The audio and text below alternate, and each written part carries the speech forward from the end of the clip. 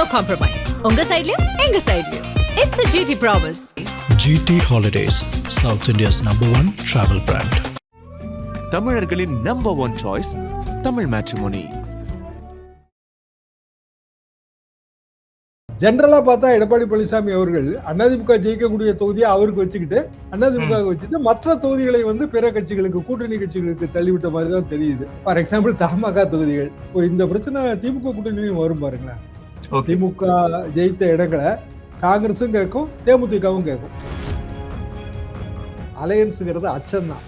நமக்கு full confidence இருந்துன்னு வைங்க, நோ அலையன்ஸ் தேவையில்லை. 2016 ஜெயலலிதா அந்த முடிவு எடுத்தாங்க. ஆனா அந்த முடிவை திமுக எந்த காலத்திலுமே எடுக்கல. அதிமுக எடுத்திருக்கு. அதை தொடர்றதுக்கு இப்ப இருக்கிறவங்களுக்கு தைரியம் இல்லை. அப்போ இந்த நிர்பந்தம் வரத்தான் செய்யும், இந்த பிரச்சனைகள்லாம் வரத்தான் செய்யும். ஒண்ணுமே செய்ய முடியாது. டெல்டால வந்து அதிமுகவோட திமுக வலிமையா இருக்குங்க. என்ன காரணம்னா இடதுசாரிகள் ஓட்டு வங்கி அங்க இருக்கு.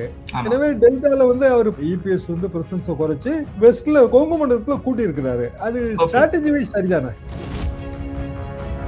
பாஜக பெரிய அளவுக்கு ஜெயிச்சிடக்கூடாதுன்னு அதிமுக இருக்கதான் செய்யுங்க. ஏன்னா அவங்க வந்து முதல்ல இருந்து என்டிஏ கூட்டணி ஆட்சி, கோட்டையில் தாமரை மலர்ந்து பறக்கும், இதெல்லாம் சொன்ன பிறகு எடப்பாடி பழனிசாமி உஷாரா இருப்பாரு. அதாவது பாஜகவுடைய ஆதிக்கத்தை எடப்பாடி அடக்கி விட்டார் அப்படின்னு தான் நாம எடுத்துக்க முடியுமா சார்? இந்த நம்பர்ஸ் இந்த தொகுதிகளை வச்சு பார்க்கும்போது கிளவரா வந்து எடப்பாடி டீல் பண்ணிட்டாரு பிஜேபி, அப்படிதான் பார்க்கணும். தேமுதிகவுக்கு 10ங்கிறது கொஞ்சம் அதிகங்கிற ஒரு ஃபீல் இருக்கு. ரெண்டாவது தேமுதிகவுக்கு சென்னையில ஓட்டு இருக்கோ இல்லையோ, தெலுங்கு ஓட்டு நிறைய இருக்கு சென்னையில. Okay sir, okay. சவுத்துல தெலுங்கு லாபி இருக்கு, பெரிய லாபிங்க. மக்கள் நீதி மையம் தேர்தலை போட்டி போடல அப்படிங்கிறதுக்கு திரும்ப வந்து அறிக்கை விடுறாருல, அப்படியான ஒரு அதிருப்தி அறிக்கையை நான் இது வரைக்கும் பார்த்ததே இல்லை. அவங்க வந்து தனிச்சு நான் கேட்கறதுல என்ன தப்புன்றாரு. ஃபார் எக்ஸாம்பிள் டார்ச் லைட்டுக்கு 2 தொகுதி கொடுக்குறோம், 232 தொகுதியிலும் வேற டார்ச் லைட்ல வேற நிப்பான், அவனுக்கு ஓட்டு போடுவாங்க. few thousands வருங்க. அப்போ அந்த ஒரு சீட்டு 2 சீட்டு கட்சி, அங்கீகரிக்கப்படாத சின்னம் வச்சிருக்கிற கட்சி, நாங்க இதுலதான் நிப்போம் அப்படின்னு பிடிவாதம் பண்ணா அது மேஜர் பார்ட்னருக்கு ஆபத்து. 62 தாங்க நான் முதல்ல அலையன்ஸுங்கிறத கேள்விப்பட்டேன். ஸ்கூல் டேஸ் 2 கட்சி தான், காங்கிரஸ் கம்யூனிஸ்ட். திமுக 3வது கட்சியில வருது, களத்துக்குள்ள வருது. இதே மாதிரி தான் யங்ஸ்டர்ஸ் ஆதரவு, எம்ஜிஆர் சப்போர்ட்டர், அம்மா எம்ஜிஆர் கோடு போடுங்கம்மா, அப்பா எம்ஜிஆர் கோடு கொடுங்கப்பான்னு நாங்க வீட்டுல கேன்வாஸ் பண்ணுவோம். இப்ப விஜய்க்கு அதே மாதிரி தானே வருது. யார் சார் முந்துறாங்க களத்துல? பெர்செப்ஷன் வைஸ் திமுக தாங்க. எப்படி பார்த்தாலும் திமுக கடையில 5 to 7% டிஃபரன்ஸ் இருக்கு. விஜய்ங்கிறது அந்த தேர்ட் ஆப்ஷன் தான். அவர் சொல்ற மாதிரி திமுக வெர்சஸ் தாவேகாலாம் இல்ல. ஊர்கள் எல்லாம் விஜய் ஒன்னும் அமைப்பே இல்லைங்க. ஆவரேஜ் பெர்சன்டேஜ்னா ஒரு 10-12% வாங்குறதுக்கு விஜய் எய்ம் பண்ணலாம். ஆதானியர்களுக்கு அன்பு வணக்கம். இன்று நம்மோடு மூத்த பத்திரிகையாளர் திருமிகு தராசு ஷியாம் இருந்துள்ளார். வணக்கம் ஷியாம் சார். வணக்கம் தாமரை சார். இந்த தேர்தல் தேதி அறிவிக்கப்பட்ட பிறகு உங்களுடைய முதல் நேர்காணல், ஓரளவுக்கு கூட்டணி எல்லாமே செட்டில் ஆயிடுச்சு, நம்பர்ஸ் எல்லாம் நமக்கு தெரிஞ்சிருச்சு. இந்த கூட்டணி பேரத்துல யார் சார் முந்தி இருக்காங்க? ஏடிஎம்கே முந்தி இருக்கிற மாதிரி தெரியுதா அல்லது டிஎம்கே முந்தி இருக்கிற மாதிரி தெரியுதா? உங்களுடைய பார்வை என்ன சார்? இந்த தொகுதிகள்லாம் அலோகேட் பண்ண பிறகு உங்களுடைய பார்வை என்னவா இருக்கு சார்? அப்படி நம்ம சொல்ல முடியாது. அதிமுக வந்து முதல் நகர்வு எடுத்து வைத்து விட்டது. ஏன்னா அவங்க முதல்ல எல்லாத்தையும் ஃபைனலைஸ் பண்ணாங்க, வேட்பாளர் பட்டியலை முதல்ல போட்டாங்க, தேர்தல் பிரச்சாரத்தையும் முதல்ல ஆரம்பிச்சாச்சு. முதலமைச்சர் வந்து ஏப்ரல் 2ஆம் தேதி தான் ஆரம்பிக்க போறாரு. எடப்பாடி பழனிசாமி அவர்கள் ஏற்கனவே ஆரம்பிச்சாச்சு. அதனால முதல் நகர்வு அவர்களோட நகர்வு. யாரு உண்மையிலேயே முந்தி இருக்கிறாங்கிறது நமக்கு இன்னும் அது தெரிய வராது. காரணம் குறைந்தபட்சம் வந்து பிரச்சாரம் ஒரு 10 நாளாவது அல்லது ஒரு 7 நாளாவது களை கட்டின பிறகுதான் நம்ம அதை புரிஞ்சுக்க முடியும். இப்போதைக்கு கோர் இஷ்யூஸ் எடுத்து வச்சிருக்காங்க. டெல்லியா தமிழ்நாடா, இதுதான் வந்து முதலமைச்சரோட கேள்வி. அவரை பொறுத்தவரையில, எடப்பாடி பழனிசாமி அவர்களை பொறுத்தவரையில் சட்டம் ஒழுங்கு சரியில்லை, பெண்களுக்கான பாதுகாப்பு இல்லை, ஒரு ஆன்டி எஸ்டாப்ளிஷ்மெண்ட், அந்த லைன்ல தான் அவர் போறாரு. இப்படிதான் நம்ம இதை பார்க்க முடியும். அதிமுக கூட்டணியை பொறுத்த வரைக்கும் இந்த தொகுதிகள் ஒதுக்கியது ஒரு மிகப்பெரிய பிரச்சனையாக விடுச்சிருக்கு. நேற்றுக்கு கோயம்புத்தூர்ல போராட்டம் எல்லாம் பண்ணாங்க, அதையெல்லாம் நீங்க பார்த்திருப்பீங்க. இந்த பாஜகவுக்கு ரொம்ப கம்மியான இடங்கள், அது மட்டும் இல்லாம அவங்க ஜெயிக்கக்கூடிய இடங்களை வந்து எடப்பாடி கொடுக்காம விட்டுட்டாரு அப்படிங்கிற விஷயங்கள்லாம் இருக்கு. இது எப்படி சார் பாக்குறீங்க? பொதுவாக எல்லா கூட்டணியிலையும் இந்த அதிருப்தி வரத்தாங்க செய்யும். அது போக போக எப்போதுமே சரியா வரும். என்ன காரணம்னா, கட்சி ஆக்டிவா இருந்தா தொகுதி நமக்கு வரணும்னு கட்சிக்காரங்க எதிர்பார்ப்பாங்க. பிஜேபி வந்து ஓரளவுக்கு வளர்ந்துருக்கு, அதை நம்ம இல்லைன்னு சொல்ல முடியாது. கோயம்புத்தூர் வெஸ்ட் பெல்ட்லயோ இல்ல ஏற்கனவே இருக்கிற Kanyakumari belt, Tirunelveli, Thoothukudi, Tenkasi border area வளர்ச்சி தெரியுது. அப்போ இயல்பா வந்து தொகுதியில நம்ம போட்டி போட்டாதான் நமக்கு மேல வளர்ச்சி சாத்தியம். இது கட்சிக்காரங்க அப்படித்தான் நினைப்பாங்க. அதனால அவங்களுக்கு ஒரு ஏமாற்றம் இருக்கத்தான் செய்யும். அதிமுகவும் ஏற்கனவே அது சிட்டிங் எம்எல்ஏஸ் தொகுதி. அது அவங்க விட்டு கொடுத்தா அவங்களுக்கு பெரிய பிரச்சனை வரும். இப்போ இந்த பிரச்சனை திமுக கூட்டணியும் வரும் பாருங்களேன். திமுக ஜெயித்த இடங்களை காங்கிரஸும் கேட்கும், தேமுதிகவும் கேட்கும். 38 இடம் 2 பேருக்கு சேர்த்தா 38 ஆயிடும். கம்யூனிஸ்டுகளுக்கு மரபு சார்ந்த இடங்கள் இருக்கு, விசிகாவுக்கு மரபு சார்ந்த இடங்கள் இருக்கு. அந்த 2 பொது தொகுதியில வேணா கிளாஷ் வரும். மற்றபடி இடதுசாரிகளுக்கும் விசிகாவுக்கும் திமுக கூட்டணியில பெரிய கிளாஷ் வராது. மதிமுகவுக்கும் பெரிய கிளாஷ் வராது. ஏன்னா அவங்க கிட்டத்தட்ட தொகுதியெல்லாம் ஃபைனலைஸ் ஆன மாதிரி தான் தெரியுது. 3 தொகுதி உதயசூரியன் சின்னம், பெரிய அளவுக்கு அதுல பிரச்சனை வராது. 28 காங்கிரஸும் 10 தேமுதிகவும் கண்டிப்பாக வந்து திமுக வெற்றி பெற்ற தொகுதிகள்ல பல தொகுதிகள்ல கிளாஷ் ஆகும். இல்ல சார், சென்னையிலேயே வந்து பாஜக குறிவைத்த தொகுதிகள் விருகம்பாக்கம், சோழிங்கநல்லூர், அதே போல வேளச்சேரி, டி நகர்ல எல்லாம் குறி வச்சிருந்தாங்க. ஒரே ஒரு தொகுதி மயிலாப்பூரை மட்டும் தான் கொடுத்திருக்காங்க. மயிலாப்பூர்ல வந்து பாஜகவுக்கு எந்த அளவுக்கு ஓட் பேங்க் இருக்கு, அது கிட்டத்தட்ட ஒரு பிராமின் தொகுதி கூட கிடையாது. அது வந்து பாஜகவுக்கு கொடுத்திருக்காங்க. சென்னையிலேயே பல குமுறல்கள் இருக்கே சார். இருக்குதுங்க. மயிலாப்பூர் வந்து நீங்க சொன்னது சரிதான். இது போக பிஜேபியோட கேண்டிடேட் தேவநாதன் தான் வந்து மயிலாப்பூர் பெனிஃபிட் ஃபண்டோட சேர்மன். அது இன்னமும் அந்த பிரச்சனை அப்படியே தான் இருக்குது. கோர்ட்டு கேஸ் நடக்குது. நிறைய டெபாசிட் தாரர்கள் அவங்க எல்லாமே மயிலாப்பூர் பேஸ்டா இருக்காங்க. ஒரு 5,000 மினிமம் வருவாங்க. 5,000னா ஒரு 15,000 to 20,000 ஓட்டு வரும். ஆன்டி தேவநாதன் ஓட்டு, அது ஆன்டி பிஜேபியே அது பிரதிபலிக்கும். ஸோ மயிலாப்பூர் பிஜேபிக்கு எந்த அளவுக்கு நல்ல தொகுதின்னு தெரியல. இபிஎஸ் வந்து அங்கதான் முதல் பிரச்சாரம் ஆரம்பிச்சிருக்காரு. பிஜேபியோட முன்னாள் தலைவர், அவங்க கவர்னர், பல பதவிகளை வைத்தவர்கள், தமிழிசை வந்து அங்க கேண்டிடேட்டா இருக்காங்க. எனக்கு என்னமோ அது பெரிய அளவுக்கு பிஜேபிக்கு கை கொடுக்குற தொகுதி மாதிரி தெரியல. இன்னொன்று ஆவடி வந்து அது சென்னை நகரம்னு நம்ம சொல்ல முடியாது. அது போக அங்க ஏற்கனவே இடதுசாரிகள் ஆதிக்கம் ரொம்ப அதிகம் உண்டு. ஃபேக்டரிஸ் அந்த மாதிரியான ஏரியா, ஒரு தொழிற்சங்கவாதிகள் நிறைந்த ஏரியா. அதுவுமே பிஜேபிக்கு வாய்ப்பான தொகுதி கிடையாது. பட் நீங்க சொன்ன குறிப்பிட்ட பிற தொகுதிகள் அதிமுக எம்எல்ஏஸ் இருக்காங்க, அதிமுகவுக்கு வாய்ப்பான தொகுதி. இதெல்லாம் அதுல இருக்க சிக்கல். ஜெனரலா பார்த்தா எடப்பாடி பழனிசாமி அவர்கள் அதிமுக ஜெயிக்கக்கூடிய தொகுதியை அவருக்கு வச்சுக்கிட்டு, அதிமுக வச்சுட்டு மற்ற தொகுதிகளை வந்து பிற கட்சிகளுக்கு, கூட்டணி கட்சிகளுக்கு தள்ளிவிட்ட மாதிரி தான் தெரியுது. ஃபார் எக்ஸாம்பிள் தமாக தொகுதிகள், 5 தொகுதியுமே ரொம்ப டஃபா தாங்க இருக்கும். இன்னும் சொல்லப்போனா கிள்ளியூர்லாம் வந்துங்க, ஒரு காலத்துல மூப்பனார் காலத்துல அங்க ஒரு எம்எல்ஏ இருந்தாருங்க, குமாரதாஸ், பெரிய சட்டமன்றத்துல ஃபயர் பிராண்ட், காங்கிரஸ். அதான் காங்கிரஸ் ஓட்டு அப்படியே தமாக ஓட்டா மாறுச்சு. இது 96, 2001 நிலைமை. அதாவது 25 வருஷத்துக்கு முன்னாடி இருந்த நிலைமை. அது பிறகு தமாக வந்து பல இதாயிடுச்சு. காங்கிரஸ் அங்க இருக்கு, பிஜேபி அங்க பெரிய அளவுக்கு வளர்ச்சி அடைஞ்சிருக்கு. அங்க வந்து தாமரை சின்னத்துல போட்டி போடுறது மூலமா மட்டும்தான் அது பிஜேபி கேண்டிடேட் மாதிரி தோற்றளிச்சுதான் வெற்றி பெற வைக்கணும். அவ்வளவு டஃபா இருக்கும் கிள்ளியூரை பொறுத்த வரைக்கும். பிற தொகுதிகளும் அப்படிதான் இருக்கு. தஞ்சாவூர் தொகுதியை மீண்டும் அதிமுகவுக்கே கேட்டுடலாம் அப்படிங்கிற பேச்சு வந்து அதிமுக வட்டாரத்துல வருது. பல சிக்கல்கள் வந்து தொகுதி பங்கீட்டுல இருக்கு. ஆனா எல்லாமே வந்து ஒரு 10 நாள் கழிச்சு சரியா போயிருங்க. Okay sir. இல்ல சார், டெல்டாவை நாம பார்க்கும்போது தஞ்சாவூர், திருவையாறு, கும்பகோணம், திருவாரூர், கந்தர்வக்கோட்டையை கூட நாம அந்த இடத்துல சேர்த்துக்கலாம். ஏன்னா பாதி தஞ்சாவூர் பார்டர்ல தான் அது இருக்கு. கட்சி மாவட்டமா பார்க்கும்போது டெல்டாவில சில முக்கியமான தொகுதிகளை வந்து கூட்டணி கட்சிகளுக்கு கொடுத்தது அங்க இருக்கக்கூடிய கேடர்ஸ் மத்தியிலேயே ஒரு அதிருப்தி உண்டாக்கி இருக்கு சார். தஞ்சாவூர்ல வந்து பாஜகவுக்கு பெரிய அளவுல பிரசன்ஸ் கிடையாது. கருப்பு முருகானந்தம் அந்த அளவுக்கு கூட வேலை பார்க்கல. ஏடிஎம்கே அங்க நின்றுக்கலாம். அங்க வந்து கூட்டணி கட்சிக்கு கொடுத்தது, குறிப்பாக டெல்டாவையே ஒரு முக்கியமான தொகுதிகள் எல்லாமே கூட்டணி கட்சிகளுக்கு கொடுத்தது ஒரு பெரிய அதிருப்தியா இருக்கே சார். அதிருப்தியா தான் இருக்கும். ஆனா பிறகு வேற எங்கதான் வந்து பிஜேபிக்கு மத்தவங்களுக்கு இடம் கொடுக்க இல்ல. ஆனா தஞ்சாவூரை திருப்பி கேட்டு வாங்கிடுவாங்கிற மாதிரி தான் இப்ப பேச்சு அடிபடுது. மீண்டும் அது அதிமுகவே வந்து இவங்களுக்கு அதிருப்தி இருக்கிற தொகுதியில ஒண்ணு வந்து மாத்தி கொடுத்துருவாங்கிற பேச்சு அடிபடுது.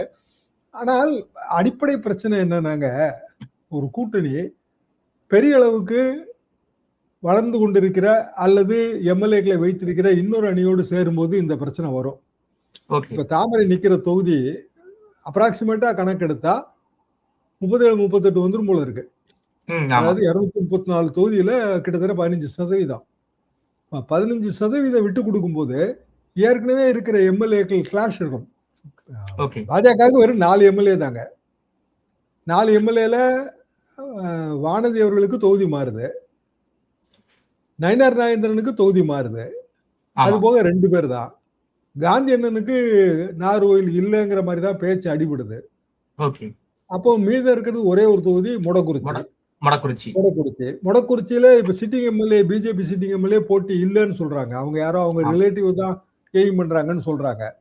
அப்போ பிஜேபிக்கு வந்து சில பிரச்சனைகள் இல்லை. ஏன்னா சிட்டிங் எம்எல்ஏ கம்மி, 4 எம்எல்ஏ தான். அதிமுகவுக்கு சிட்டிங் எம்எல்ஏ அதிகம். அப்போ கொங்கு மண்டலத்துல எல்லாம் சிட்டிங் எம்எல்ஏ தாண்டி வந்து அவங்க இன்னொரு கூட்டணி கட்சிகள்லாம் அதை கொடுக்க முடியாது. அப்போ 27 தொகுதி கொடுக்கும்போது இப்படி நிறைய தொகுதிகள் வெற்றி பெறுவதற்கு வாய்ப்பு இல்லாத தொகுதிகளாக தான் பிஜேபிக்கு அமையும். 27 போக தமாக தொகுதியும் அது நீங்க பிஜேபி தான் கணக்கில் எடுத்துக்கணும். ஆக 32 ஆயிடுச்சு. இப்போ புதிய நீதி கட்சி இப்போ ஒப்பந்தம் கையெழுத்தாகிற நிலைமையில இருக்குங்க. மதுரை மத்தி புதிய நீதி கட்சி பேஸ் வந்து அதுக்கு வந்து வேலூர். ஆமா. ஆனா பேச்சு அடிபடுறது மதுரை மத்தி. ஒரு பிடிஆர் தொகுதி.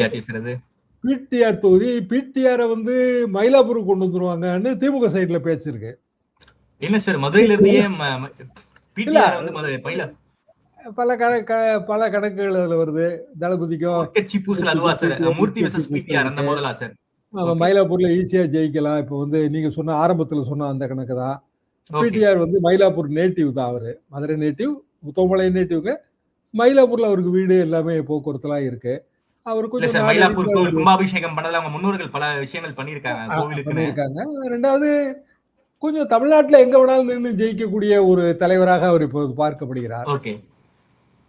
அவர் கன்வின்ஸ் ஆகலன்னாங்க. அவரு இது வரைக்கும் அந்த இதுக்கு அந்த ப்ரொபோசலுக்கு ஒரு ஒத்துக்கிடல. ஆனா ப்ரொபோசல் இருக்கு. எதுக்காக இது சொல்ல வரேன்னா, இன்னமும் இது மாறுதலுக்கு உட்பட்டது எல்லாமே. Okay sir. டெல்டாவை பொறுத்த வரைக்கும் அதிமுகவுக்கு ஒரு பெரிய அளவுல எம்எல்ஏக்கள் 3 பேர் தான். வைத்திலிங்கம், OS மணியன், காமராஜ் அவர்கள். சோ அதன் காரணமாக கொஞ்சம் சில முக்கியமான தொகுதிகளை வந்து கூட்டணி கட்சிகளுக்கு வந்து அதிமுக தள்ளிவிட்டாங்களா சார்? பொதுவா டெல்டால வந்து அதிமுகவோட திமுக வலிமையா இருக்குங்க. என்ன காரணம்னா இடதுசாரிகள் ஓட்டு வங்கி அங்க இருக்கு. எப்பவும் போன தடவையும் திமுக அங்க வலிமையா தான் இருந்தது. எனவே டெல்டால வந்து அவர் பிரசன்ஸை குறைச்சிருக்காரு. இபிஎஸ் வந்து பிரசன்ஸை குறைச்சு வெஸ்ட்ல கொங்கு மண்டலத்துல கூட்டி இருக்கிறாரு. அது ஸ்ட்ராட்டஜி வைஸ் சரிதானே. நம்ம வந்துங்க ஒரு கூட்டணி ஃபார்ம் பண்ணிட்டோம். முதல் கட்டத்துல எவ்வளவு கிடைக்கணும் நமக்கு அப்படின்னு ஒரு கணக்கு இருக்கு. T20 மேட்ச் மாதிரி தான் வச்சுக்கலாம். ஃபர்ஸ்ட் அடிச்சு ஆடிடணுங்க. ஒரு 70 ரன் 75 ரன் கையில இருக்கணும். அப்புறம் கொஞ்சம் கொஞ்சமா வந்து நம்மளோட ஃபீல்டர்ஸையோ பவுலர்ஸையோ களத்துல இறக்கி ரன் ரேட்டை வந்து மாத்துறது கொள்றது. இந்த ரன் ரேட் போட்டுக்கிட்டே வருவாங்க. 10, 5, 9. ஸோ ஒரு குறிப்பிட்ட ரன் ரேட்டை மெயின்டைன் பண்ணணுங்கிற கடமை வந்து கிரிக்கெட்டுக்கு வர்ற மாதிரி அரசியலுக்கு உண்டு. அப்போ முதல் கட்டத்துல குறைந்தபட்சம் ஒரு 75 தொகுதியை 234 சட்டமன்ற தொகுதி இருக்கும்போது 75 தொகுதியை வெற்றி ஷுவர் அப்படின்னு நம்ம நிறுத்தி ஆகணும். வெற்றி ஷுவர்னு நிறுத்தணும் அப்படின்னா மோஸ்ட்லி நிலை வித்வான்கள் தான். அதாவது ஏற்கனவே இருந்தவங்க, நம்ம கட்சியிலே ரொம்ப வருஷமா இருக்கிறவங்க, எம்எல்ஏக்களா இருக்கிறவங்க, அவங்களுக்கு தொகுதி அத்துப்படியா இருக்கும். பூத் லெவல்ல அவங்களுக்கு இன்ஃப்ளூயன்ஸ் இருக்கும். ஃபைனான்சியல் ப்ராப்ளம் இருக்காது. ஜாதி இருக்கும். இவங்களை இறக்குனா அவரா கேண்டிடேட், அவர் ஜெயிச்சிருவாருங்க அப்படின்னு தோணும் உங்களுக்கு. தமிழ்நாடு பூரா தோணணும். அது தொகுதியில ஜெயிப்பாரு வேற விஷயங்க. வேலுமணி தொண்டாமுத்தூர்ல நிக்காரு, சரிங்க வேலுமணி தாங்க ஜெயிப்பாரு அப்படின்னு இங்க தோணணும் இல்லைங்களா? அப்படி போடுறதுதான் இதெல்லாம். சோ அதனாலதான் வந்து கொங்கு மண்டலத்துக்கு அதிமுக ரொம்ப ரொம்ப இம்பார்ட்டன்ஸ் கொடுத்து மற்ற இடங்கள்ல வந்து கூட்டணிக்கு தள்ளிவிட்டாங்க நாம எடுத்துக்கலாமா சார்? அப்படித்தான் பார்க்கணும். கொங்கு மண்டலத்துல அவங்க 40-50 தொகுதி அந்த பழைய நான் சொன்ன அந்த 70 ரன் ரேட் 75 ரன் ரேட்ல கொங்கு மண்டலத்துல மேஜரா வச்சிருப்பாங்க. சார் நான் வந்து 2021 இதையும் நான் கம்பேர் பண்ண விரும்புறேன் சார். ஸ்டாலின் மீது வந்து கூட்டணி கட்சிகளுக்கு ஒரு பெரிய ஒரு சின்ன உரசல் இருந்தாலும் ஒரு ட்ரஸ்ட் வர்த்தியான ஒரு கூட்டணியா அவங்க பாக்குறாங்க. 2021 எலெக்ஷன்ல பொறுத்த வரைக்கும் அதிமுக அமைச்சர்கள் இருக்கக்கூடிய தொகுதிகள்ல பெரும்பான்மை வந்து திமுக தான் போட்டி போட்டாங்க. 2 தொகுதியை மட்டும்தான் வந்து கூட்டணி கட்சிகளுக்கு வந்து கொடுத்தாங்க. ஐ திங்க் ஒண்ணு வந்து உடுமலை தொகுதி ஒண்ணு கொடுத்தாங்க சார். இன்னொரு தொகுதி எனக்கு என்னன்னு எனக்கு ஞாபகம் இல்ல. கிட்டத்தட்ட ஒரு 2 தொகுதியை மட்டும் தான் கூட்டணிக்கு வந்து கொடுத்தாங்க. ஆனா இந்த எலெக்ஷன்ல பார்க்கும்போது திமுக அமைச்சர்கள் போட்டி போற ஒரு 13 தொகுதியை வந்து கூட்டணி கட்சி 16 தொகுதி கூட்டணி கட்சிக்கு போகுது. அப்படி பார்க்கும்போது அந்த நம்பகத்தன்மை ஒண்ணு இருக்குல்ல சார், அதுதான் சார் எனக்கு கேள்விக்குள்ளாகுது. இதை நீங்க தான் எனக்கு விளக்கணும். இல்ல திமுக ஸ்ட்ராட்டஜி முதல்ல இருந்தே அது மு.க. ஸ்டாலின் வெளிப்படையாகவும் சொன்னாரு. எங்க வந்து கூட்டணி கட்சிகளுக்கு பலம் குறைஞ்சிருக்கோ அங்க நாங்க திமுக வேட்பாளர்கள் நிறுத்த போறோம்னு சொன்னாரு. ஆரின் அதர்வர்ட்ஸ் வந்து போட்டி அதிகமாக இருக்கிற டஃப் அப்படிங்கிற கான்ஸ்டிட்யூன்சில திமுக வேட்பாளர் தான். ஆமா, அந்த அது ஒரு ஸ்ட்ராட்டஜி. ஏன்னா அவங்க தான் வந்து அப்போ அவங்க கண்டிப்பா அவங்களும் நிலை வித்துவான்களா தான் இருக்க முடியும். ஓகே அதாவது ஏற்கனவே இருக்கிற சீனியர் ஹேண்ட்ஸ். ஓகே இப்போ வந்து ஆத்தூர் ஐ பெரியசாமி தான் ஹரி அப்படி. புரியுது. என்ன காரணம்னா அவர் அங்க லோக்கல் பர்சன், அவர் எல்லா விவசாயியும் அவருக்கு தெரியும். ரோட்ல Okay. கார்ல போயிட்டு இருந்தா கூட 10 பேர் நின்றுட்டு இருந்தா இறங்கி பேசுவாரு. பேசுவாரு. ஆமா அதாவது ரொம்ப டவுன் டு எர்த். எஸ் ஏழையா அதே மாதிரி அவரு கம்யூனிட்டி வேறவா இருக்கும். ஆனா எல்லா கம்யூனிட்டியும் செல்வாக்கு வச்சிருப்பாரு. ஆமா எல்லா கல்யாண வீடுகளுக்கும் போவாரு. எல்லா தொகுதியில் இருக்கிற எல்லா நிகழ்ச்சிகளுக்கும் போவாரு. Okay. Down to earth person. ஆனா வயசு 73 74 வயசு இருக்கும். இப்போ இருந்தாலும் அவர் தான் ரீட்டைன் பண்ணணும் அப்படின்னு அவங்க நினைப்பாங்க. காரணம் கட்சி வந்து நினைக்கும். கட்சி நினைக்கும். ஓகே அப்போ திமுகவோட ஸ்ட்ராட்டஜி வேற. அண்ணா திமுக எப்போதுமே ஜெயலலிதா அம்மா காலத்துல இருந்தே அவங்க Okay. மாத்திட்டே இருப்பாங்க. ஒருத்தர ஒரு தொகுதியில டாமினேட் பண்ண விடுறது கிடையாது. ஆ அதையும் தாண்டி தான் வேலுமணி தங்கமணி மாணவர்கள் தங்கமணி போன்றவர்கள் வந்து டாமினேட் ஆனதுங்க. Okay. ஜெயலலிதா அம்மா பாலிசி நீங்க எடுத்து பாருங்க, மாறிக்கிட்டே இருப்பாங்க. டக்குன்னு தூக்கி ஆத்தூர்லயே செல்வா கூட கொடி கட்டி பிறந்திருப்பாரு. இப்ப நத்தத்திலே விஸ்வநாதன் கொடி வெட்டி பிறந்திருப்பாரு. அவர் தொகுதி மாத்தி விட்டுருவாங்க. நீங்க ஐ பெரியசாமி ஏத்து நில்லுங்க. எதிர்த்து போட்டி போடுங்க அப்படின்னு. அது வந்து அவங்களோட ஸ்டைல். அதிமுக ஒவ்வொரு கட்சிக்கும் ஒரு கல்ச்சர் இருக்கு இல்லையா, ஃபேப்ரிக், ஓகே பொலிட்டிக்கல் ஃபேப்ரிக். அந்த பொலிட்டிக்கல் ஃபேப்ரிக்ல அதிமுக ஸ்டைல் இது, திமுக ஸ்டைல் இது. அதனாலதான் Okay, sir. இந்த டிஃபரன்ஸ் வருது. சார், தமிழகத்துல பாஜகவை வீழ்த்த திமுகவும் அதிமுகவும் ஒப்பந்தம் போட்டிருக்காங்கன்னு சீமான் பேசியிருக்காரு. அதை ஒரு மிக முக்கியமான நாளிதழ்ல வந்து ரொம்ப வெயிட்டேஜ் கொடுத்தும் எழுதியிருக்காங்க. இந்த தொகுதிகள் ஒதுக்கியதை பார்க்கும்போது சோ பாஜக எப்படியாவது வீக்கெண்ட் பண்ணிடணும் அப்படிங்கிற ஒரு மைண்ட் செட்ல தான் வந்து அதிமுக இருக்காங்க போல இருக்கே சார். உங்களுடைய பார்வை என்ன சார்? பாஜக பெரிய அளவுக்கு ஜெயிச்சிடக்கூடாதுன்னு அதிமுக இருக்கத்தான் செய்யுங்க. ஏன்னா அவங்க வந்து முதல்ல இருந்து என்டிஏ கூட்டணி ஆட்சி, அப்புறம் பிஜேபி பங்கு பெறும் ஆட்சி, கோட்டையில் தாமரை மலர்ந்தே தாமரை கொடி பறக்கும் பறக்கும், இதெல்லாம் சொன்ன பிறகு எடப்பாடி பழனிசாமி உஷாரா இருப்பாரு. அவரு Okay. சீனியர் பொலிட்டிஷியனுங்க.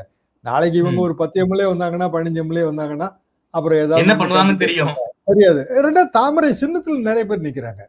சார். அதுவும் இல்லாம இப்ப வந்து நிதிஷ்குமாருக்கு என்ன நடக்குமோ அதுவே வந்து எடப்பாடி பழனிசாமி அவர்களுக்கு நடக்கும்னு திமுகவுடைய முகங்கள் எல்லாம் பேச ஆரம்பிச்சிட்டாங்க. தமிழ்நாட்டு நிதிஷ்குமார்னே தான் அந்த கட்டுரையில இருந்ததுங்க. ஓகே அந்த குறிப்பிட்ட கட்டுரையில் தமிழ்நாட்டு நிதிஷ்குமார் தான் இருந்துச்சு. அப்புறம் அது மாதிரியான ஒரு நிலைமை நோக்கி போகும். பிஜேபி பிற மாநிலங்களில் என்ன ஸ்ட்ராட்டஜி அடாப்ட் பண்றாங்கன்னு வச்சு அவங்களோட அந்த பொலிட்டிக்கல் ஃபேப்ரிக்கை நம்ம புரிஞ்சுக்கிடலாம். ஆமா ஆல் இண்டியா லெவல்ல அவங்க ஸ்ட்ராட்டஜி இதுதான். அப்ப தமிழ்நாடு விதிவிலக்கு கிடையாது. இப்ப ஓகே தமிழ்நாட்டுல அவங்க தாமரை நிக்கிற தொகுதி 35 தொகுதி, 35 தொகுதியும் ஜெயிக்கணும்னு எப்படி அதிமுக முடிவு செய்யும்? ஆமா அதிமுக பாஜக தாமரை ஓட்டு கொங்குமனுக்குள்ள ஹெல்ப் பண்ணும் இல்லைங்களா? ஆமா பிஜேபி ஓட்டு அங்க வந்து சீட்டே கிடையாது. கொங்குமனுக்குள்ள பெரிய அளவுக்கு சீட் இல்லை. அண்ணாமலை அதிருப்தி ஒரு ஆங்கில பத்திரிகையில இன்னைக்கு காலையில அது செய்திங்க. ஓகே சன் நியூஸ்ல எனக்கு தொலைபேசி பேட்டி அதுதான் பிரேக்கிங்ல. அவன் என்ன சொல்றாங்க அப்படின்னா, அண்ணாமலை ரொம்ப அதிருப்தியா இருக்காருங்க, சந்தோஷ் கொடுத்த புறக்கணிச்சிட்டாரு, பிஜேபி மேலிடத்துக்கும் கடிதம் எழுதியிருக்கிறாரு, இந்த பட்டியலை பார்த்தா வந்து நம்ம கொடுத்த பட்டியல் மாதிரியே இல்லை. ஏன்னா அவருக்கும் அவரு எய்ம் பண்ண தொகுதின்னு எதுவுமே இல்லை, அதுல வேற தொகுதியில Yes. நின்று பயன் இல்லை. அப்ப ஏன் இல்ல, அமித்ஷா தாங்க இங்க வந்து அரச கட்டளை தர்றாரு.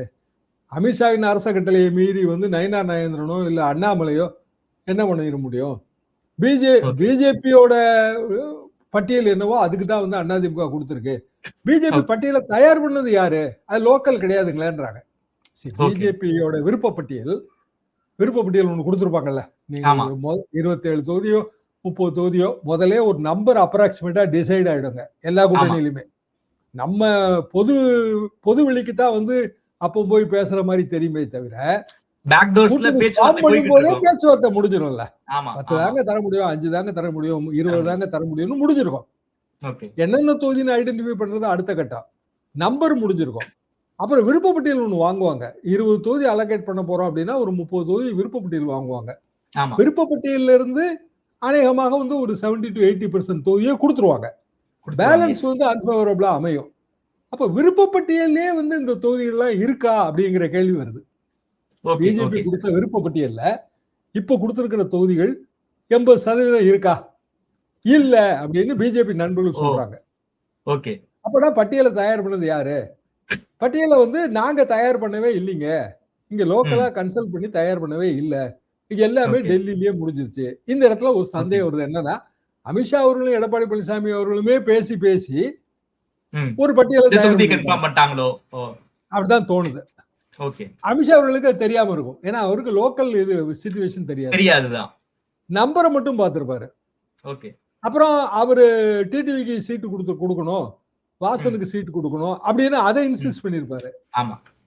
சோ நம்பர் தெரியாது, நேம்ஸ் தெரியாது. ஓகே. அதை பயன்படுத்தி எடப்பாடி பழனிசாமி வந்து விருப்பப்பட்டியலேயே அவரோட விருப்பத்துக்கு ஏற்றவாறு தயார் செஞ்சுட்டாரு. அவர் சொல்றாங்க. ஓகே. சோ அதாவது பாஜகவுடைய ஆதிக்கத்தை எடப்பாடி அடக்கி விட்டார் அப்படின்னு தான் நாம எடுத்துக்க முடியுமா சார்? இது இந்த நம்பர்ஸ் இந்த தொகுதிகளை வச்சு பார்க்கும்போது கிளவரா வந்து எடப்பாடி டீல் பண்ணிட்டாரு பிஜேபி, அப்படிதான் பார்க்கணும். Okay sir. சார் குறிப்பாக திமுக கூட்டணி சின்ன சின்ன உரசல்கள் இருக்கு, அதையும் தாண்டி திமுகவோடு பயணிக்கிறாங்க. குறிப்பாக தேமுதிக வந்தது பிரச்சனையா சார்? அவங்களுக்கு 10 கொடுத்தது கூட்டணி கட்சிகளே கொஞ்சம் அவங்க வறட்சியா தான் இருக்காங்க. தேமுதிகவுக்கு விட விசிகாவுக்கு அதிகமா கொடுத்துருக்கணுங்கிற குரல் தான் இருந்துச்சு. இதை எப்படி சார் பாக்குறீங்க? குறிப்பாக திருமாவர்கள் களத்துல இருக்காரு, ரொம்ப காலமா திமுகவோட இருக்காரு. அவருக்கு 8, நேற்றைக்கு வந்த தேமுதிகவுக்கு 10ங்கிறது வந்து திமுக காரர்களே அதை வந்து சோசியல் மீடியால ரொம்ப வெளிப்படையா எழுதுறாங்க. இது எப்படி சார் பாக்குறீங்க? தேமுதிகக்கு 10ங்கிறது கொஞ்சம் அதிகங்கிற ஒரு ஃபீல் இருக்கு. ரெண்டாவது திமுக கூட்டணியில இதற்கு முன்பு தொகுதி பங்கீடு செய்யும் போது 6 தொகுதிகள் அலோகேஷன் பண்ற எல்லா கட்சியும் ஈக்குவலா தான் இருக்குங்க. ஓகே. ஆமா. இடதுசாரிகள் 6 விசிக 6. 6. அதுக்கு பிறகு 4 வச்சிருப்பாங்க, 3, 2, 1ன்னு வச்சிருப்பாங்க. ஆமா. இந்த முறை அந்த ஃபார்மேஷன் மாறி இருக்கு. இடதுசாரிகள் 5, 5, விசிக 8, 5க்கு மேல 3 ஆயிருது. 3 ஆயிருக்கு. தேமுதிக 10, விசிகக்கு மேல 2 ஆயிருது. சோ அந்த ஃபார்மேஷன் மாறி இருக்குங்கும் போது இந்த மனக்குமுறல் வருது. அப்ப கணக்கு என்ன? கணக்கு வந்து தேமுதிக புதுசா வருது. தேமுதிக புதுசா வரும்போது அவங்களுக்கு முதல்லயே ராஜ்யசபா கொடுத்தாச்சு.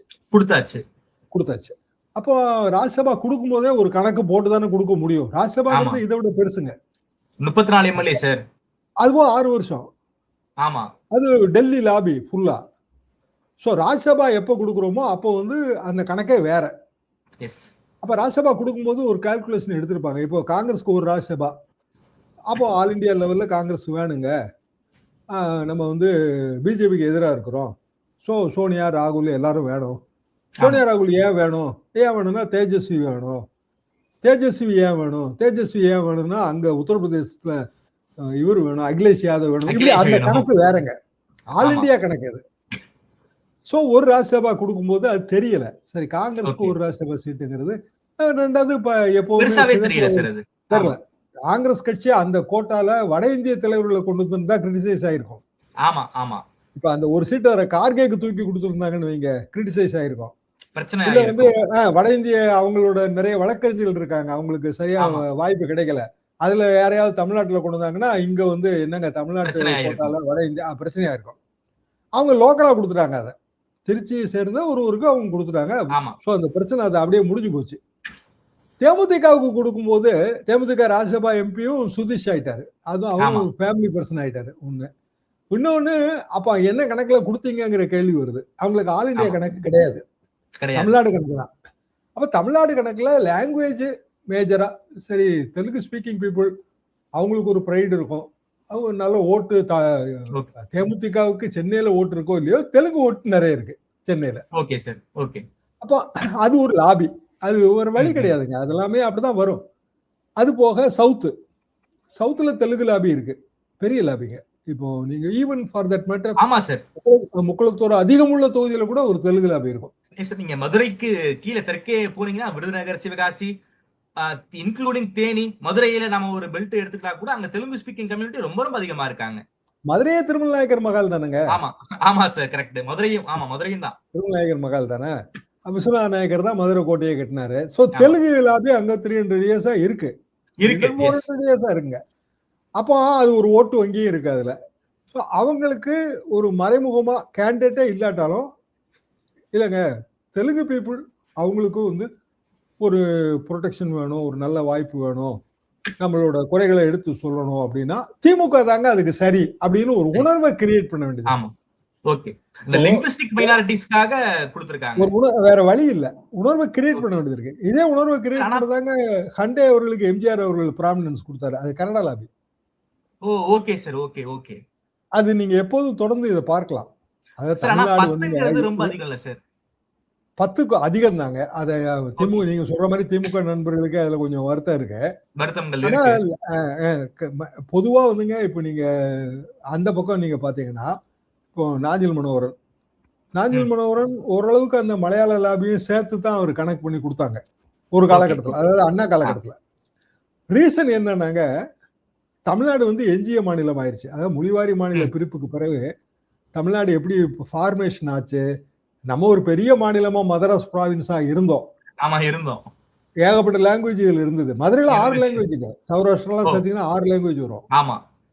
ஒரு காலத்துல சௌராஷ்டிரா மட்டும் தாங்க அங்க எம்பியாவே ஆக முடியும். அப்படியான மதுரை தாங்க அது. அப்போ 6 லாங்குவேஜ் நம்மகிட்ட இருந்து எல்லாரும் பிரிஞ்சு போனாங்க. நம்ம எஞ்சிய மாநிலம். மீதி இருந்தது நம்ம மெட்ராஸ் ஸ்டேட், அப்புறம் தமிழ்நாடு.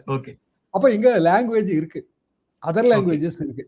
நீங்க பராசக்தி படத்துல கூட எல்லா லாங்குவேஜும் சேர்ந்துதான் இந்தி எதிர்ப்பு போராட்டத்துல அதை கொண்டு வந்துருப்பாங்க. என்ன காரணம்னா, அந்த லாங்குவேஜ் அஃபினிட்டி இருக்கும்போது அவங்களுக்கு நம்ம வந்து சில சலுகைகள் காட்ட வேண்டியது வருது. அரசியலையும் சரி, அதே மாதிரி பொது வாழ்க்கையிலையும் சரி காட்ட வேண்டியது வருது. இதை கணக்கு பண்ணி அவங்க தேமுதிக, அது இன்னும் சொல்ல போனா வேலூர் ஏரியாலயே அது கொஞ்சம் ஒர்க் அவுட் ஆகும்.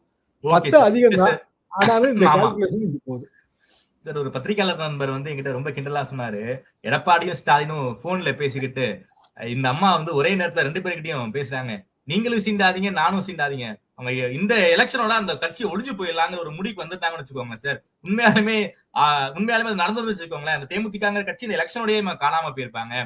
தேவையில்லாம ஸ்டாலின் வந்து தேமுதிகவுக்கு ஆக்சிஜன் கொடுத்திருக்காரு அப்படிங்கிற டோன்ல ஒரு பத்திரிகையாளர் என்கிட்ட சொன்னார். உண்மையா இப்படி நடந்திருந்தா இந்த எலெக்ஷனோட தேமுதிக காணாம போயிருப்பாங்க. ஒரு 10 சீட்டு கொடுத்து ஒரு மிகப்பெரிய அங்கீகாரத்தையும் ஸ்டாலின் கொடுத்துட்டாரு. அது வந்து வருங்காலத்துல அது என்னவா நடக்க போகுதுங்கிறது ஒரு மிகப்பெரிய கேள்விதாங்கிற மாதிரி அந்த பத்திரிகையாளர் என்கிட்ட சொன்னாரு சார். இதே மாதிரியான ஒரு ஃபார்மேஷன் பிஎம்கேலயும் உண்டுங்க. அதிமுகவை சேர்ந்து ஒரு பெரிய எடுத்து பெண்மணி, திமுகவை சேர்ந்த ஒரு பெரிய எடுத்து பெண்மணி, 2 பேரும் சேர்ந்து டி நகர்ல ஆஸ்தியர் கோயில்ல பார்த்து பேசி 2 கட்சியுமே வந்து அவங்களுக்கு இடம் கொடுக்க வேண்டாம்னு முடிவு பண்ணாங்க. ஒரு தேர்தல் கொடுக்கல. ஆனா அதனால பிஎம்கே அழியல. அதுக்காக சொல்ல வரேன், அப்படி அழியாது. அதுக்கு பிறகு அவங்க இருந்தாங்க. அந்த தேர்தல் அவங்களுக்கு வெர்ச்சுவலா ஒண்ணும் கிடைக்கல. அடுத்த தேர்தல் நம்ம கூட்டணி கணக்கு போடும்போது நமக்கு தேவைப்படுது. சரி, கூட்டணிங்கிறது என்னங்க? அலையன்ஸுங்கிறது அச்சம்தான். அச்சத்தின் அடிப்படையில் எழுதுதான் அலையன்ஸ். நமக்கு ஃபுல் கான்பிடன்ஸ் இருந்துன்னு வைங்க, நோ அலையன்ஸ். அலையன்ஸ் தேவையில்லை. 2016 ஜெயலலிதா அந்த முடிவு எடுத்தாங்க. அதே மாதிரி அதிமுகவும் பண்ணட்டும், திமுகவும் பண்ணட்டும், அப்படின்னா எல்லா கட்சியும் அவங்கவுங்க செல்வாக்க ப்ரூவ் பண்ணட்டும். சிக்கல் எப்படி வருதுன்னா, இல்லைங்க, தேர்தல்ல நமக்கு அது வெற்றியை தேடி தராது, கூட்டணி என்பது அவசியம் அப்படிங்கும் போது கூட்டணி கட்சி நிர்பந்தம் வருது. நிர்பந்தத்துல வெறுத்து போய் தான் 2014 2016 2லயும் கூட்டணி வேணாம்னு ஜெயலலிதா முடிவு எடுத்தாங்க. கடைசி நேரம் நிர்பந்தம், பிரஷர் பண்ணுவாங்க, ஒரு காமா வந்து வேலை பார்க்க முடியல, இப்படி பல காரணங்கள் தான். ஆனா அந்த முடிவை திமுக எந்த காலத்திலுமே எடுத்ததே கிடையாதுங்க. அதிமுக எடுத்திருக்கு. அதை தொடர்றதுக்கு இப்ப இருக்கிறவங்களுக்கு தைரியம் இல்ல. அப்போ இந்த நிர்பந்தம் வரத்தான் செய்யும், இந்த பிரச்சனைகள்லாம் வரத்தான் செய்யும். ஒண்ணுமே செய்ய முடியாது. அலையன்ஸே இல்லாத காலகட்டம் வரணுங்க. 62 தாங்க நான் முதல்ல அலையன்ஸுங்கிறத கேள்விப்பட்டேன், ஸ்கூல் டேஸ். கூட்டணி எல்லாம் எப்படிங்க சாத்தியம்னு நான் நினைச்சேன். 62 எங்களுக்கு கம்யூனிஸ்ட் கட்சி ரொம்ப ஆக்டிவா இருந்த காலகட்டம். 63 தாங்க பிளவு ஏற்பட்டு அப்படி கொஞ்சமா தேய ஆரம்பிச்சது. 2 கட்சி தான், காங்கிரஸ், கம்யூனிஸ்ட். திமுக 3வது கட்சியா வருது, களத்துக்குள்ள வருதுன்னா இதே மாதிரி தான். யங்ஸ்டர்ஸ் ஆதரவு, எம்ஜிஆர் சப்போர்ட்டர், அம்மா எம்ஜிஆர் கோடு போடுங்கம்மா, அப்பா எம்ஜிஆர் கோடு போடுங்கப்பான்னு நாங்க வீட்டுல கேன்வாஸ் பண்ணுவோம். 62 இப்ப விஜய்க்கு அதே மாதிரி தானே வருது. 62 50 சீட்டு திமுக வரும்போதுதான் அது சரியா வந்துச்சு. கம்யூனிஸ்ட் ரீப்ளேஸ் ஆயிடுச்சு. இன்னைக்கு கம்யூனிஸ்ட் கட்சி திமுக ஏதாவது ஒரு இடத்துல தான் அவங்க நிக்க வேண்டியது இருக்கு. ஆமா, கட்டாயம் இருக்கு. எங்க காலத்துல அது எப்படி இருந்துச்சுங்க? பிரம்மாண்ட கட்சி, பெரிய பிரம்மாண்ட கட்சி. அப்போ அலையன்ஸ் பாலிடிக்ஸ் 62ல கேள்விப்படும் போது கம்யூனிஸ்ட் கட்சி எல்லாம் பார்த்துட்டு எங்களுக்கு அலையன்ஸ்னா என்ன, கூட்டணி எல்லாம் எப்படிங்க, கொள்கையெல்லாம் விட்டுட்டு தேர்தல் வச்சுக்காக கூட்டணி சேர முடியுமா? 67ல அண்ணா கூட்டணி வைக்கிறாரு. கூட்டணி வைக்கும்போது வானவில் கூட்டணி, நான் விருகம்பாக்கம் கான்ஃபரன்ஸுக்கு நான் செகண்ட் இயர் காலேஜ், கூட்டணின்னா என்ன, அது அண்ணாவே எப்படி சொல்றாரு அப்படின்னு நினைக்கும் போது அவரு ரொம்ப ஈஸியா ஓமை நயத்தோட, என் வீட்டில் ஒரு பாம்பு புகுந்து விட்டது, பாம்பை அடிப்பதற்கு தடி வேண்டும், அந்த நேரத்தில் பாம்பை அடிப்பதுதான் முக்கியம், தடி சுதந்திர தடியா கம்யூனிஸ்ட் தடியான்றெல்லாம் பார்த்து கொண்டிருக்க முடியாது, நாங்க கன்வின்ஸ் ஆயிட்டோம். அது சரிதானே, தடியில போய் கணக்கு பார்க்க முடியுமா? அன்னைக்கு ஆரம்பிச்சது இன்னைய வரைக்கும் அது தடியா தான் இருக்கு. ஓகே சார், கடைசி கேள்வி சார். குறிப்பாக விஜய் என்ன பண்ண போறாரு, நாளைக்கு வேட்பாளரை அறிவிக்க போறாங்கன்னு நினைக்கிறேன். என்ன அங்கேயுமே ஒரு மிகப்பெரிய சிக்கல் இருக்கு. குறிப்பாக யார் சார் முந்துறாங்க களத்துல? இதெல்லாம் வச்சு கூட்டணி அலையன்ஸ் அதையெல்லாம் தாண்டி அந்த பெர்செப்ஷன் வைஸ் யார் சார் முந்துறாங்க? பெர்செப்ஷன் வைஸ் திமுக தாங்க. எப்படி பார்த்தாலும் அண்ணா திமுக இடையில 5 to 7% டிஃபரன்ஸ் இருக்கு. 7% இனிமே 5% ஈஸியா இருக்குங்க. சில தொகுதிகளில் 7 இருக்கும். 7 இருக்குங்க. அப்போ விஜய்ங்கிறது அந்த தேர்ட் ஆப்ஷன் தான். அவர் சொல்ற மாதிரி திமுக வெர்சஸ் தாவேகாலாம் இல்ல. ஊர்கள் எல்லாம் விஜய் ஒன்னும் அமைப்பே இல்லைங்க. அவரோட ஆவரேஜ் எங்க புல் டவுன் ஆகும்னா, ஒரு சின்ன ஒரு பேர் கந்தரகோட்டையே எடுத்துங்களேன், அது தூக்கி இவங்களுக்கு கொடுத்துருக்காங்களா, கந்தரகோட்டையை போய் கொடுத்துருக்காங்களான்னு நம்ம நினைக்கிறோம்ல. அந்த கந்தரகோட்டை தொகுதியில தாவேகா எவ்வளவு ஓட்டு வாங்கிறோம்? தௌசண்ட்ஸ்ல தாங்க வாங்க முடியும். 5,000 7,000 அவ்வளவுதான் வாங்க முடியும். அப்போ ஓவரால் ஆவரேஜ் குறையும். 234 நிற்கும் போது சில தொகுதிகளில் 5,000 10,000 கிடைச்சாலே அந்த 10% 12% ஆவரேஜுக்கு வந்துடலாம். வெற்றி வாய்ப்பு என்பது நீங்க குறைஞ்சபட்சம் ஒரு 70,000 ஓட்டு வாங்கக்கூடிய அளவுக்கு உங்களுக்கு இருந்தா தான் வெற்றி வாய்ப்பை பத்தி திங்கே பண்ண முடியும். 70,000 கூட பலமுனை போட்டிங்கிறதுனாலதான் சாத்தியப்படுது. அப்படின்னா அதிமுக திமுக இதை தாண்டி ஜெயிக்கிறது ரொம்ப ரொம்ப கடினம். அப்படியே ஜெயிச்சாலும் ஃபியூ சீட்ஸ் 2-3 சீட் அப்படிதான் நம்ம எய்ம் பண்ண முடியும். ஆவரேஜ் பெர்சன்டேஜ்னா ஒரு 10% 12% வாங்குறதுக்கு விஜய் எய்ம் பண்ணலாம். அப்படின்னா திமுகவுக்கு எவ்வளவு கிடைக்கும் அப்படின்னா, நீங்க விஜயோட ஒரு 12%, சீமானோட 8%, அப்புறம் சுயேட்சையோட 5% எல்லாம் சேர்த்து 25% ஓட்டை நீங்க வெளியில எடுத்துட வேண்டியதான். கணக்குக்குள்ள வராது. பேலன்ஸ் இருக்கிற 75% ஓட்டுல அதிமுக கையில இன்னைய தேதிக்கு இருக்கிறது எவ்வளவு, திமுக கையில இருக்கிறது எவ்வளவுன்னு பார்த்தா கண்டிப்பா வந்து 2 பேருக்கு இடையில 5% டிஃபரன்ஸ் வருது. டிஃபரன்ஸ் இருக்கு. சில இடங்கள்ல 10% கூட வருது. 5% மெயின்டைன் பண்ணணும் திமுக. கோர்ஸ் ஆஃப் டைம்ல வந்து அதை இழந்து 3% 2% வந்துட்டா டைட் ஆயிரும். நெக் டு நெக் போறதுக்கு வாய்ப்பு இருக்கு. ஏன்னா திமுக கூட்டணி கட்சியிலே அதிருப்தி இருக்கும். கடைசி வரைக்கும் அந்த அதிருப்தி இருக்குங்க. நமக்கு சரியான சீட்டு கிடைக்கலைங்க அப்படின்னு அதிருப்தி இருக்கும். இது வரைக்குங்க இப்போ மக்கள் நீதி மையம் தேர்தலை போட்டி போடல அப்படிங்கிறதுக்கு திரும்ப வந்து அறிக்கை விடுறாருல, அப்படியான ஒரு அதிருப்தி அறிக்கையை நான் இது வரைக்கும் பார்த்ததே இல்ல. ஏன்னா அது ஒரு கூட்டணி கட்சிக்கு அவங்க இன்னொரு கட்சிக்கு சீட்டு கொடுங்க, அவங்க வந்து தனிச்சின்னம் கேட்கறதுல என்ன தப்புன்றாரு. தனிச்சின்னம் நீங்க ஃபார் எக்ஸாம்பிள் டார்ச் லைட்டுக்கு 2 தொகுதி கொடுக்குறோம். டார்ச் லைட்டு அந்த தொகுதியில நின்றுங்க. 232 தொகுதியிலும் வேற டார்ச் லைட்ல வேற நிப்பான். அப்போ நம்ம டார்ச் லைட்டு கொடுத்த தொகுதியோட பார்டர் ஏரியா இருக்கு பாத்தீங்களா, பார்டர் பூத் வில்லேஜ். இப்ப உதாரணமா பட்டுக்கோட்டையில டார்ச் லைட் நிக்குதுங்க, பேராவூர்ணி பார்டர்ல ஒரத்தநாடு பார்டர்ல பார்டர் ஏரியால பூத்து மாட்டோம். அங்கேயும் டார்ச் லைட்ல ஒரு சுயேட்சையோ எவனோ ஒருத்தர் நிப்பான், அவனுக்கு ஓட்டு போடுவாங்க. ஃபியூ தௌசண்ட்ஸ் வருங்க. அது அப்படி கிராஸ் ஓட்டு ஃபியூ தௌசண்ட்ஸ் வரும். நிறைய நீங்க பாக்கலாம். அதாவது 3000 5000 ஓட்டுனா அதானங்க நீங்க வெற்றி தோல்வி. அதுதான் வெற்றி தோல்வி தீர்மானிக்குது. இல்ல நம்ம பானைக்கு 5 சீட்டு கொடுக்குறோம், 8 சீட்டு கொடுத்தாச்சு பானைக்கு. ஆனா பானை சின்ன வேற 234 8 போனா மீதி இடத்துல பானை கிடைக்காது. கைக்கு 28 கொடுக்குறோம், மீதி இடத்துல கை கிடைக்காது. ஏன்னா அது அங்கீகரிக்கப்பட்ட தேர்தல் கட்சிகள். அப்ப அந்த ஒரு சீட்டு 2 சீட்டு கட்சி அங்கீகரிக்கப்படாத சின்னம் வச்சிருக்கிற கட்சி நாங்க இதுலதான் நிப்போம் அப்படின்னு பிடிவாதம் பண்ணா அது மேஜர் பார்ட்னருக்கு ஆபத்து. இல்லைன்னா தமாக எதுல வேணாலும் நிக்கலாமே, எதுக்கு தாமரையில நிக்கணும்? ரெட்டையில ஏன் நிக்கலங்கிறதான் கேள்வி. தாமரையில ஏன் நிக்கிறீங்கன்னு நம்ம வருத்தப்பட முடியாது. ரெட்டையில நின்றுக்கலாமே. அது வந்து உங்களுக்கு ஒரு சட்டமன்ற தேர்தலில் ரெட்டையிலங்கிறது கவர்ச்சியான ஒரு சின்னமா இருக்குமே, அப்படித்தான் கேள்வியை தவிர தமாகவுக்கு தனி சின்னம் அவங்க சைக்கிள் ட்ரை பண்ணி வாங்கவே இல்லைங்க. இல்ல வேற ஏதாவது ஒரு சின்னம் வாங்கி இருக்கலாம், ஒரு தேங்காயாச்சும் வாங்கி இருக்கலாம். மாங்காய் கிடைக்கலனாலும் அது வாங்கவே அவங்க முயற்சியே பண்ணல. அப்ப முதல்ல அவங்க தாமரையில் நிக்கிறதுன்னு ஐடியா பண்ணிட்டாங்க. அதுலதான் பல பேரும் அங்க கட்சியை விட்டு விலக அதிருப்தி. அப்ப சிக்கல் வந்துங்க இயல்பா அலையன்ஸ் பாலிடிக்ஸ் அச்சத்தின் விளைவாக ஏற்படுவதால் இந்த சிக்கல்கள் வரும். விஜய்க்கு இந்த சிக்கல் இல்ல, ஏன்னா அலையன்ஸ் இல்ல. அதே நேரத்துல அவருக்கான சிக்கல் எதுவா இருக்குன்னா வேட்பாளர்கள் தான், செலவு பண்ணக்கூடிய வேட்பாளர்கள் தான். இப்போ ஒரு சாதாரண தேர்தல் ஆபீஸுக்கு வில்லிவாக்கத்துல போடுறாங்க, அது சரியா பிளான் பண்ணாம போட்டு அறநிலையத்துறைக்கு சொந்தமான இடம் இப்ப காலி இடம். சரி, அது நீங்க கவர்மெண்ட்டுக்கு சொந்தமான இடத்துல தேர்தல் ஆபீஸ் போட்டு நாளைக்கு ஜெயிச்சீங்கன்னா கூட கோர்ட்ல போய் ஒருத்தர் நிப்பான், அரசாங்க இடத்தை தவறா பயன்படுத்திட்டாங்க அப்படின்னு. அப்போ அது சிக்கல். அப்போ அது பிளான் பண்ணிருக்கணுங்க. அது அந்த அனுபவ குறைவுங்கிறது தான் அதுல பாயிண்ட். ஓகே சார், ரொம்ப நன்றி சார். தமிழ்நாடு அரசியல் களம் தொடர்பான பல்வேறு கேள்விகளுக்கு ரொம்ப அறிவா பதில் சொல்லியிருக்கீங்க. எனக்கு கொடுத்து பேசியது நன்றி சார். குறிப்பாக திமுகவுக்கும் அதிமுகவுக்கும் தான் போட்டி, ஒரு 5 to 7% டிஃபரன்ஸ் இருக்கும்னு உங்களுடைய பார்வையை ரொம்ப அறிவா வச்சிருக்கீங்க. எனக்கு கொடுத்து பேசியதுக்கு நன்றி ஷாம் சார்.